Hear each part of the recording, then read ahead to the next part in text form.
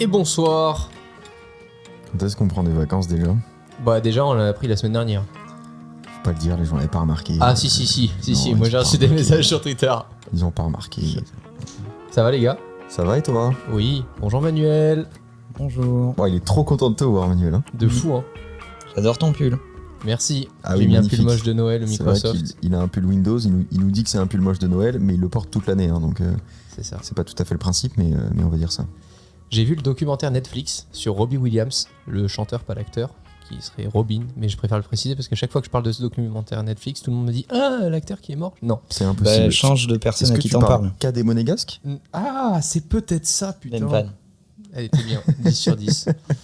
La musique me fascine à un point, et je me suis dit que c'était le bon moment peut-être pour en parler, parce que à chaque fois que je vois des concerts, soit live, soit les docus sur les artistes, je me dis entre la pression qu'ils ont, le texte, ce qu'ils doivent transmettre, etc. comme émotion, au final, ça reste une industrie qui est au cœur de notre quotidien, à tous, tout le temps. Et je me suis dit que c'était peut-être le moment d'échanger avec vous sur l'importance de la musique et ce qu'il faut travailler en musique. Donc je pense qu'on a déjà 3 types d'utilisation différentes. Enfin, on n'est pas pareil, quoi, pour faire simple. Bah, je pense qu'il y a beaucoup de gens qui effectivement travaillent en musique, et je pense que les 3 quarts du temps c'est une erreur. C'est déjà toujours mieux que de travailler avec une vidéo YouTube en fond. Ah, ça c'est une catastrophe. Ouais. Mais de la musique avec des paroles, c'est pas très différent. Ouais. Bah, j'ai lu 2 études notamment. Je vous mettrai tous les liens, etc. dans la description.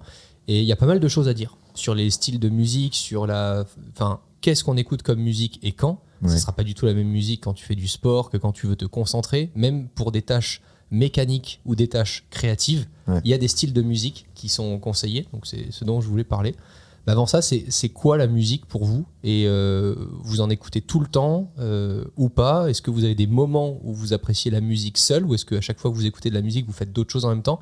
Déjà juste pour qu'on puisse un peu voir nos différentes façons d'utiliser. Bah, pour répondre pour Manuel, que je connais très bien, et souvent je passe dans son bureau, c'est Puis il adore essentiellement qu'on parle de- Francky Vincent.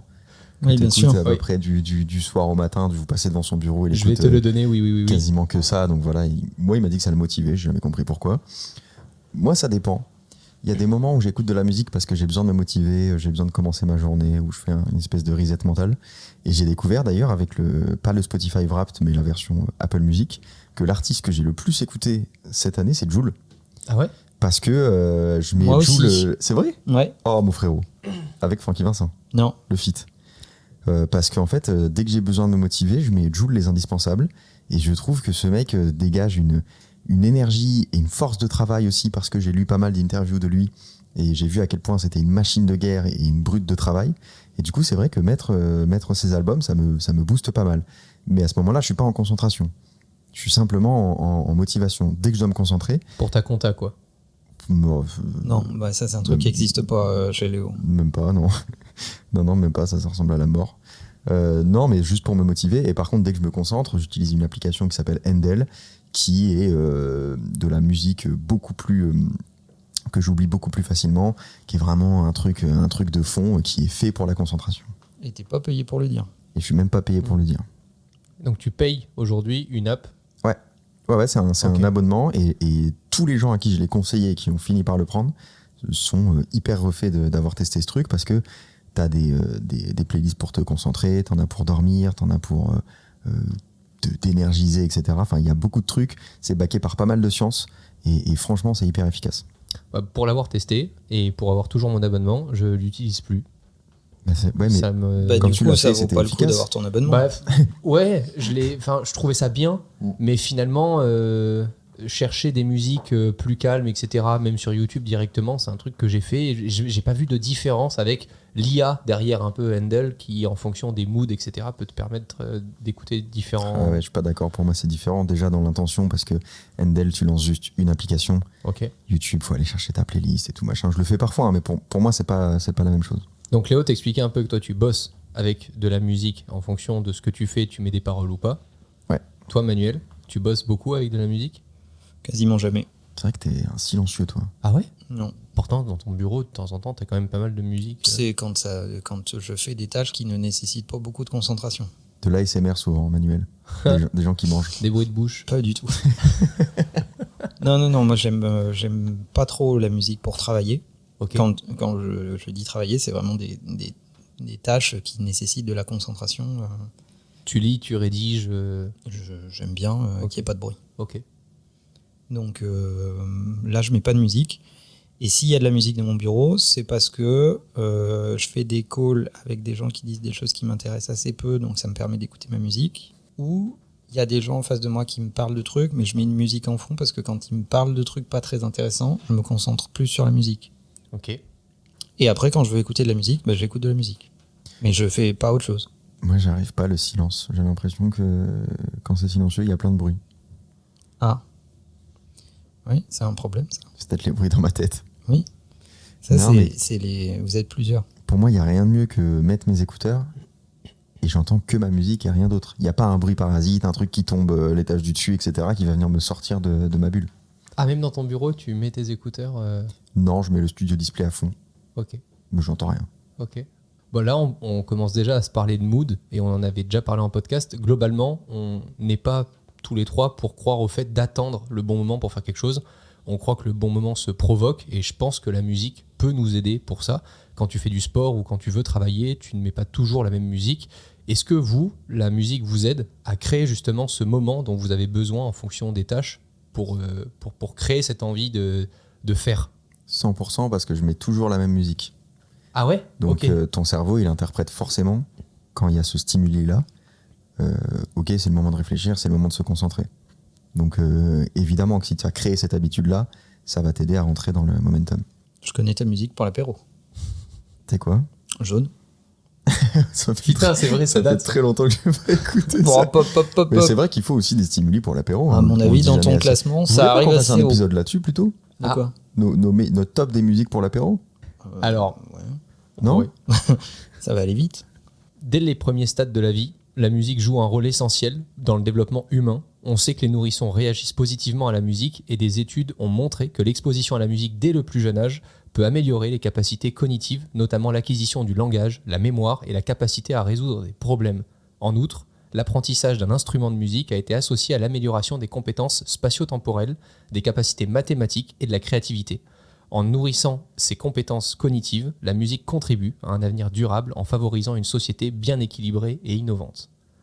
Je Ah, voulais c'est juste vrai. citer ça parce que je trouve ça ouf de se dire qu'on démarre notre vie avec de la musique et on voit plein de bébés danser, etc. sur les réseaux sociaux et tu te dis putain c'est un truc de fou jusqu'à aujourd'hui, donc ça fait partie quand même de... Enfin, ça... C'est marrant parce que j'écoute pas tant de musique moi en fait. Et quand t'étais jeune, plus jeune, enfin je veux dire nous on s'est connus tôt quand Oui, bah, on... évidemment, quand j'allais au les- collège, les sur la premiers route, raps et tout, ben sur voilà. la route du collège, j'écoutais les bébés brudes. Oui, si c'est ça que tu veux savoir, évidemment, oui. Mais aujourd'hui, c'est vrai que j'écoute pas. T'avais j'écoute des pas mini tant de bottines musique. Non. et des jeans slim. Oui, sans doute, oui. Ce que je trouve ouf, c'est que la musique a toujours marqué des moments de notre vie et me dire qu'elle arrive aujourd'hui à nous rythmer dans le travail. Tu vois, enfin, il y a des moments où tu te sentais seul, t'écoutais de la musique et t'étais réconforté par les paroles qui avaient beaucoup de sens pour toi. Mm. Après, t'as de la musique que tu pouvais écouter à deux aussi, où ça rapprochait soit entre potes quand t'écoutais la même musique, soit avec ton premier amour, etc. Et jusqu'à aujourd'hui où tu vas travailler avec de la musique. Moi, je trouve ça ouf. C'est la seule industrie que je connaisse, mais dites-moi si je me trompe, qui parcourt tous les temps de notre vie, que tu sois en guerre, qu'il y ait des maladies graves, qu'il y ait de la joie, qu'il y ait des pleurs, il y a tout le temps de la musique. Mais pour moi, c'est une des passions et un des métiers les plus nobles, c'est de faire de la musique. Je trouve ça archi stylé. Pour autant, c'est vrai que c'est pas le truc que je consomme. Je sais pas pourquoi, j'ai un peu perdu ce truc. Je suis d'accord avec toi, c'est beau comme travail artistique. Alors, je pense pas que ce soit le plus beau, mais après, tu ranges les qualités artistiques dans l'ordre de tes préférences. Et merci. Par contre, il faudrait quand même en informer tous les gens qui font du bruit et pas de la musique. Hein. Je vais donner après, j'ai trouvé plusieurs conseils en fonction du travail que vous faites, etc., de ce Ok. que vous devez appliquer pour travailler au mieux. Mais ce qui est sûr, c'est que souvent, dans ce que tu disais sur les enfants, mais c'est valable aussi sur les adultes, la musique est associée à... En fait, la musique, je ne crois pas qu'elle soit associée à un mood. Je pense que la musique est associée à des souvenirs. Et ces souvenirs, eux, sont attachés à un mood. Et donc, tu as des musiques T'as raison. qui te rappellent des lieux, La des tectonique. événements, des gens, etc., etc., et qui peuvent te plonger dans un mood lié à ces souvenirs-là. Voilà. En tout cas, moi, je le vis plus comme ça. Ouais, ce que Pas j'ai la vu- musique elle-même qui me fait plonger dans ce mood-là ou ce mood-là, c'est plus ce qui va autour ou tu vois, les moments que je raccroche à cette musique-là. Ouais, je suis d'accord. Mais pour moi, un peu les deux, parce que ça peut te ramener à des expériences que t'as pas vécues quand même. Oui. Quand t'écoutes du Eminem, je trouve que t'écoutes l'histoire d'Eminem. Oui, tu t'es pas forcément drogué. Ça m'évoque, bah ouais, voilà, ça m'évoque rien personnellement. Ma mère a jamais pris de Valium à ce que je sache, etc. Donc c'est pas une expérience personnelle, mais par contre ça me met dans le mood d'Eminem. Jul, pareil. J'ai assez peu de points communs avec Jul, mais le fait de me dire ce mec-là Oh, la est coupe une de machine cheveux. de guerre. Oui, non, mais parce que j'aime beaucoup Jul, donc Ah, après ouais. j'ai fini par copier chez le coiffeur. Mais non, ça te rattache à une expérience même qui n'est pas la tienne. Je lisais justement que la musique est reconnue depuis longtemps pour ses qualités thérapeutiques et son impact sur le bien-être physique et mental. Il a été démontré que l'écoute de la musique réduit le stress, abaisse la tension artérielle et soulage la douleur. Ça, je savais pas. Elle peut constituer une forme d'expression personnelle et un exutoire pour les émotions, permettant aux individus de faire face à des situations difficiles. En outre, la musique a le pouvoir de remonter le moral, de stimuler la motivation et d'améliorer l'humeur générale. En favorisant le bien-être mental et émotionnel, la musique contribue à une société durable en améliorant la qualité de vie et en réduisant la charge qui pèse sur les systèmes de santé. Vous pensez que si on enlève la musique demain, il y a plus de gens dans les hôpitaux ou en dépression ou, enfin, tu vois, je sais pas, mais je me suis dit, putain, c'est puissant à ce point-là. Il y a beaucoup de gens qui règlent de leurs problèmes avec la musique. Ouais. Les gens qui sont très très fans de musique, ils se servent de la musique comme une espèce d'exutoire de leur émotion du moment, où ils vont à des concerts pour régler des trucs, ou se défouler, ou au contraire vivre un moment particulier, etc. etc. Je sais qu'il y a des anesthésistes qui utilisent la musique en plus, notamment pour les anesthésies locales, pour essayer de détendre les patients encore plus. Bon, il y a aussi d'autres formes, l'hypnothérapie, etc., mais qui font aussi appel à la musique. Et sinon, il y a un autre truc qui marche très très bien, c'est les chats. C'est vrai. Le- Ça, c'est vrai aussi, c'est prouvé scientifiquement. Le ronron d'un chat abaisse Ouais. ton rythme cardiaque, a un côté réconfortant, apaisant, etc., etc. Mais sur AliExpress, vous trouvez des robots qui le font. Oui, il doit y avoir des playlists de ronron, hein, si vous voulez Ah, pas oui. de chat. Il doit y avoir des playlists de Mettez ronron une de main chat. dans le tapis. puis Je voilà. crois aussi que c'est la synchronisation du rythme cardiaque entre l'animal et l'être humain. Quand tu touches l'animal, l'être humain a tendance à Alors, vouloir se mettre à un rythme cardiaque plus faible si l'animal, par exemple, tu vois. Enfin, je crois, hein, c'est ce que j'avais. Bah, j'espère qu'il est pas mort. Voilà, sinon t'es mis dans la merde. Après, il y a un truc. Sinon, il ronronne plus normalement. Il y a un truc qui me dérange un peu quand même, c'est la surstimulation sonore. Si tu écoutes des trucs en permanence, je suis pas sûr que ça contribue à ton bien-être. Je pense qu'au bout d'un moment, c'est bien de se retrouver un peu seul avec soi-même. Et quitte à écouter des trucs comme moi je le fais, qui sont quand même de la musique, qui sont quand même du son, mais qui sont pas des paroles que je vais avoir dans la tête toute la journée, etc., qui m'empêchent de réfléchir. Je pense qu'il faut quand même faire très attention à ce que tu écoutes, surtout si tu l'écoutes en grande quantité. Et je pense aussi, j'ai une théorie scientifiquement pas du tout prouvée, Très bien. qui C'est les dit meilleurs. que... La Terre est plate, on sait.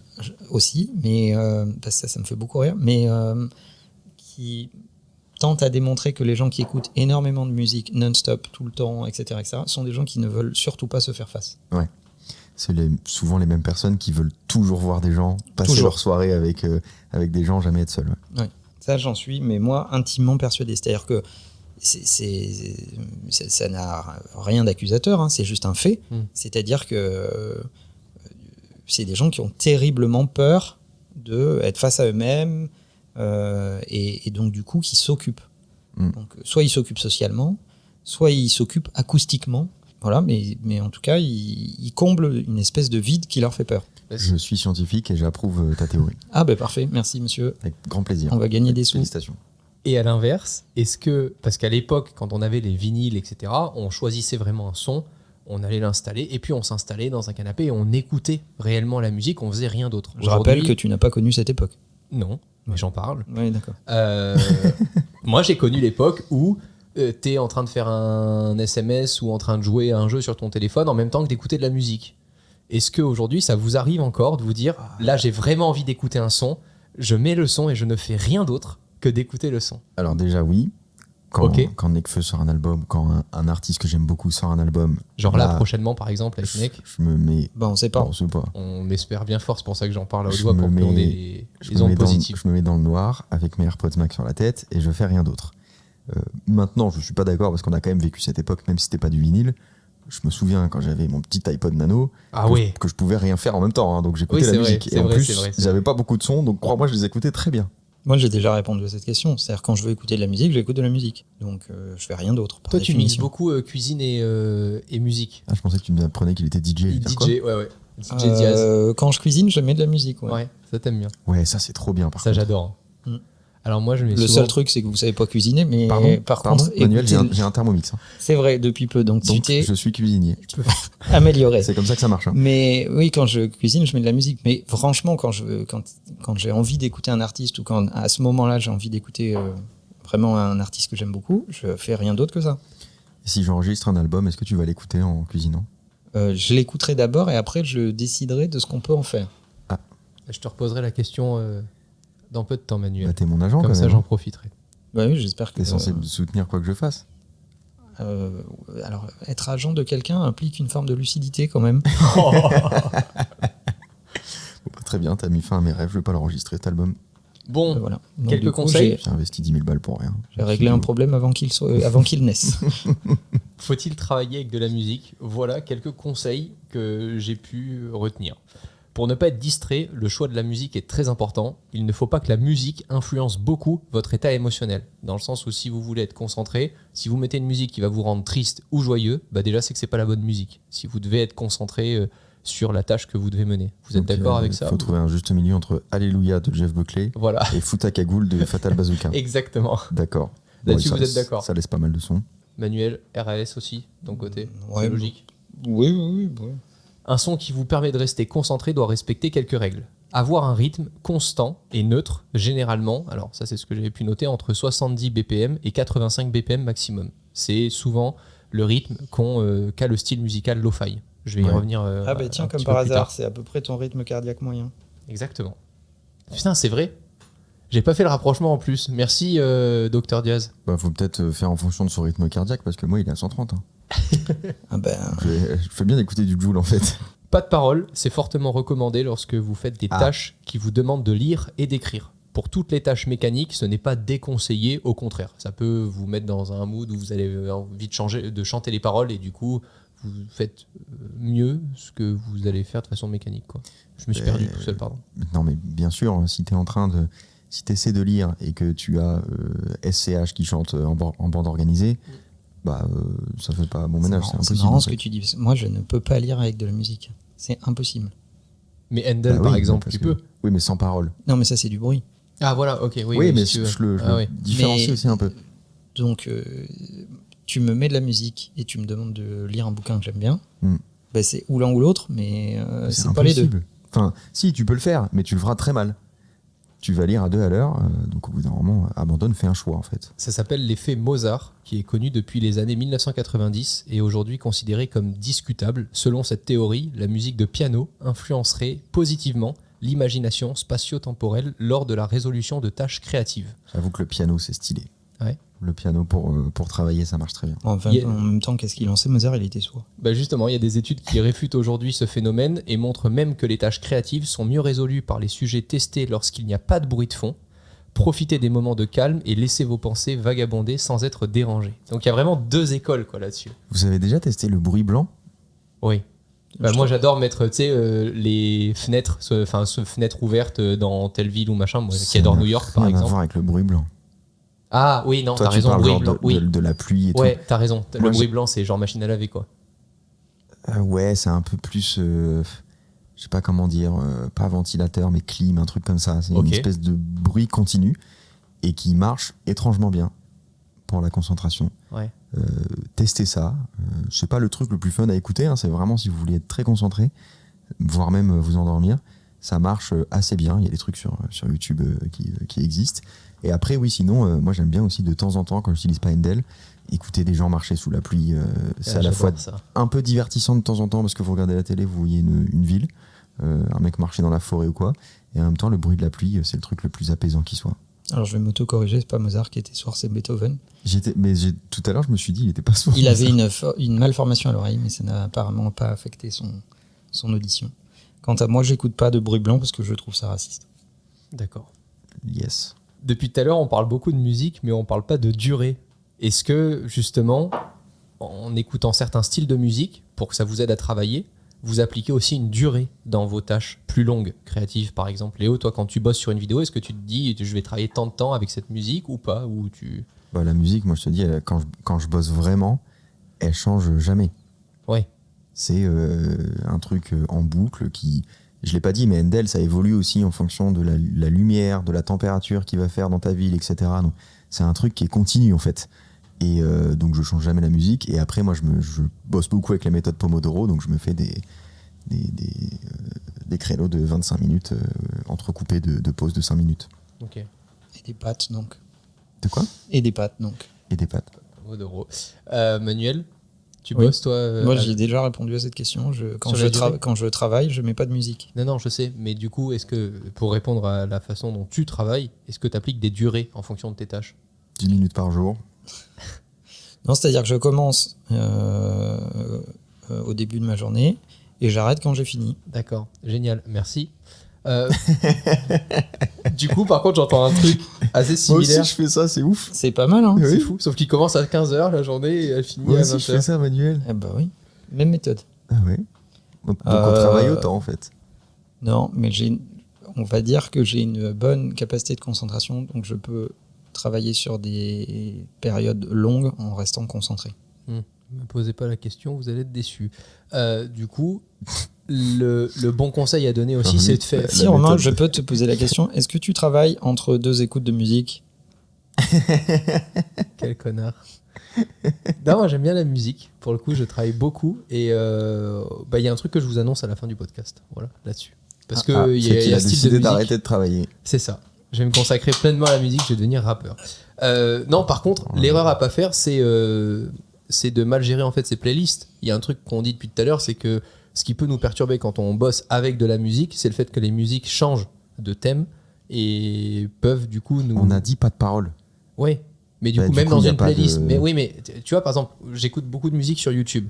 Tu mets une musique jazz sur YouTube. Et au fur et à mesure, ça va évoluer avec ce que tu écoutes aussi en fonction de l'heure qu'il est. Je sais que YouTube reconnaît ce que j'écoute plutôt le matin, le soir et tout ça. Et donc, la playlist peut changer. Et je peux démarrer avec du jazz et finir avec une écoute avec du rap et des paroles, quoi, tu vois. Donc, je pense qu'il faut faire gaffe aux playlists automatiques, en fait, en synthèse. Hein, c'est tout. Utilise ton abonnement Handel, ne nous fais pas chier. Oui, c'est vrai. Voilà. Bon, on n'a pas encore parlé de lo-fi. Si, tout à l'heure un peu. Mais vous savez ce que c'est ou pas? Enfin, vous, pour vous, c'est quoi la lo-fi? C'est des basses fréquences, c'est ça? Bah, contrairement à ce qu'on pense, la musique lo-fi, c'est pas forcément un style de musique chill, mais bien le nom pour décrire la façon dont on fait de la musique. En fait, c'est une façon de faire la musique. C'est comme si tu avais une façon de faire une recette de cuisine. Lo-fi, ça signifie low fidelity. Ça a apparu dans les années 1990, quand les artistes qui faisaient de la musique en laissant des imperfections, soit par choix, soit par manque de professionnalisme, ont fait partie de la catégorie low fidelity. Je trouve ça cool parce que je savais pas, et en fait, depuis le début, je me disais, mais en fait, lo-fi, c'est simplement de la musique lente et tout ça. Non, en fait, ça veut juste dire de la musique homemade, quoi. Bah, c'est devenu très populaire parce que c'est des trucs où il y a quasiment pas de paroles, qui sont effectivement souvent assez lents, même si c'est peut-être pas propre au style, qui sont assez lents, qui sont assez doux, qui sont très faciles à écouter. En fait, c'est un truc que tu peux mettre tout simplement dans une soirée en fond quand t'as pas envie que la musique prenne trop de place. Tu mets une playlist lo-fi, il y en a 15 milliards sur YouTube, et ça marche très bien, et je sais aussi que ça marche pour bosser. Ouais. Bah, c'est le moment où je vous annonce que je sors des albums de mix lo-fi. Et ben voilà, il nous a fait un sujet pour Rien faire, que ma pour pub, ça. pour faire Rien son que pour ma autopromo. pub. Oh là là. Je peux Moi, vous ça me expliquer dégoûte. l'histoire au moins ou pas? Moi, je fais grève au prochain podcast, je suis pas là. Hein. Non, on mettra une playlist lo-fi à la place. Vous faites sans moi, le prochain podcast, je suis pas là. Si c'est pour écouter les autopromos, je viens pas. J'aimais bien la musique lo-fi, mais ça m'emmerdait de pas avoir de temps en temps des paroles qui peuvent me motiver ou m'inspirer. Et Ouais. du coup, on a utilisé toutes les interviews et tous les échanges qu'on a fait avec les CEO, dirigeants, entrepreneurs. Ok. Et on a fait travailler des IA pour créer de la musique avec un certain BPM qui peuvent vous permettre de Ah rester concentré. Et c'est uniquement des albums qui font 45 minutes à chaque fois, qui sont dispo sur toutes les plateformes, Apple Music, Spotify et tout ça aujourd'hui. Et voilà, le Aujourd'hui premier, ça est sorti aujourd'hui. Ok, stylé. Et premier album, c'est avec Richard Orlinski. Ok. Le deuxième, c'est avec Jean-Brice Dumont, qui est vice-président de l'ingénierie en aéronautique. De base, tu te dis, putain, ça va me faire chier, mais en fait, c'est de la musique lo-fi. Tu peux avoir différents styles, jazz, plus chill house, etc. Et toutes les 3 minutes à peu près, tu as une quote, une citation un peu motivante de la personne Ok, qui peut te donner envie d'aller jusqu'au bout de tes 45 minutes pour réaliser ce que tu voulais accomplir. stylé. Voilà, C'est bien. c'est cool. Et bah, testez ça, et puis les gens... Ça s'appelle comment? On trouve ça où? Lo-fi mix, Romain Lannery. Ben voilà. Voilà. Et on touche pas d'argent. Non. Bah non, mais nous, on n'est pas payé, on n'est jamais payé pour ce genre de choses, en fait. T'as déjà été payé pour ce podcast, toi? Non. Parce que les gens me disent qu'il y a des pubs, et moi, j'ai jamais Non, mais non plus. eu 1 euro. Je pense que c'est Romain qui met tout dans les pulls. C'est le moment où on leur demande aussi de juger la musique du podcast. Ah, mais non, mais on sait très bien qu'ils vont nous dire que c'est de la merde, c'est bon, on n'est pas obligé de... Manuel l'aime bien, d'accord? Manuel, faut savoir bon qu'il a 67 ans, il aime bien cette musique. Nous, on n'est pas d'accord sur ce choix-là, on n'a jamais décidé de ce truc-là. C'est Léo Mais qui l'a Il choisi. se la trouve musique. que c'est Manuel qui a payé les lieux dans lesquels on enregistre, il l'aime bien, bon, bah on lui laisse ce plaisir. Il en a plus beaucoup, donc on lui laisse. Quel bâtard. Bon, eh ben, bossez bien. Faites-vous plaisir sur les sons, mais pas trop, parce que sinon vous allez être vite déconcentré. Et puis voilà. Et bonnes vacances au fait, c'est le dernier épisode de l'année, donc on Non, vous dit à l'année pas prochaine. du tout. Non, pas Pas du du tout. tout. Il y a Pas encore du quelques épisodes. La bise.